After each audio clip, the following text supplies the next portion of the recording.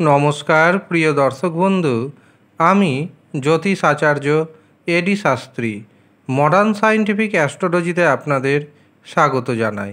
আগামী 12ই মে রয়েছে বৈশাখী পূর্ণিমা। এই বৈশাখী পূর্ণিমার পর 3 রাশির হাতে হু হু করে অর্থ আসবে। কোন সেই সৌভাগ্যশালী 3 রাশির ব্যক্তি জানতে ভিডিওটি প্রথম থেকে শেষ পর্যন্ত মনোযোগের সাথে দেখতে থাকুন। বিশুদ্ধ সিদ্ধান্ত পঞ্জিকা মতে এই পূর্ণিমা তিথি শুরু হচ্ছে 27শে বৈশাখ, ইংরেজি 11ই মে রবিবার রাত 8টা 2 মিনিটে এবং এই পূর্ণিমা তিথি শেষ হবে 28শে বৈশাখ, ইংরেজি 12ই মে সোমবার রাত্রি 10টা 26 মিনিটে।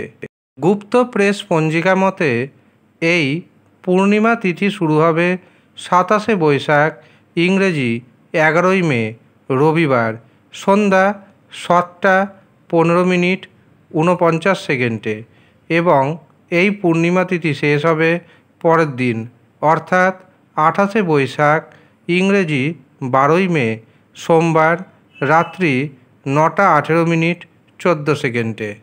এই বৈশাখী পূর্ণিমা আবার বুদ্ধ পূর্ণিমা নামেও পরিচিত।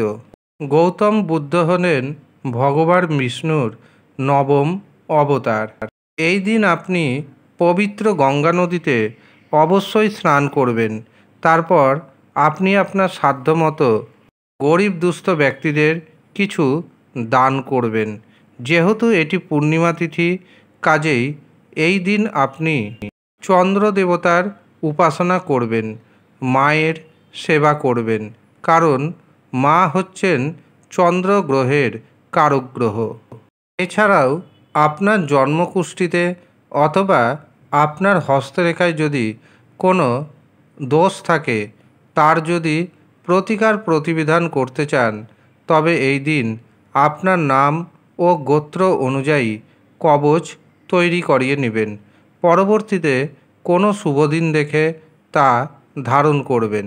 এই দিন চন্দ্র থাকবে তুলা রাশিতে এবং স্বাতী ও বিশাখা নক্ষত্রে। এই দিন থাকছে বরিয়ান যোগ। এই যোগটি অত্যন্ত শুভ যোগ। এই দিন আপনি মাতা লক্ষ্মী দেবী এবং ভগবান বিষ্ণুর পুজো করবেন এবং পুজোতে অবশ্যই ক্ষীরের প্রসাদ নিবেদন করবেন। এই বৈশাখী পূর্ণিমার দিন থাকছে রবি ও বুধের বুধাদিত্য রাজযোগ। সব দিক থেকে দিনটির গুরুত্ব অনেকটাই দেখতে পাচ্ছি। এই দিন থেকে 3 রাশির ভাগ্য চমকে যাবে। দুহাত ভরে হু হু করে অর্থ আসবে। প্রথম যে রাশির নাম পাচ্ছি সেটি হলো মেষ রাশি। মেষ রাশির জাতক এবং জাতিকাদের আত্মবিশ্বাস অনেকটাই বাড়বে। যেই কাজে হাত দিবেন সেই কাজে সাকসেস পাবেন। এই দিন আপনি যে কোনো কাজে জীবনসাথীর কাছ থেকে আশা করতেই পারেন। যারা ব্যবসা বাণিজ্য করছেন, ব্যবসাতে ইনকাম বাড়বে মনের মতন।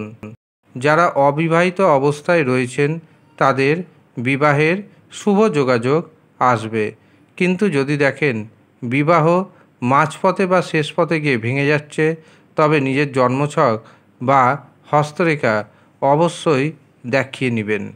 দ্বিতীয় যে রাশির নাম উঠে আসছে সেটি হলো ধনু রাশি। ধনু রাশির জাতক এবং জাতিকাদের একাধিক পথে অর্থ উপার্জনের রাস্তা ওপেন হয়ে যাবে।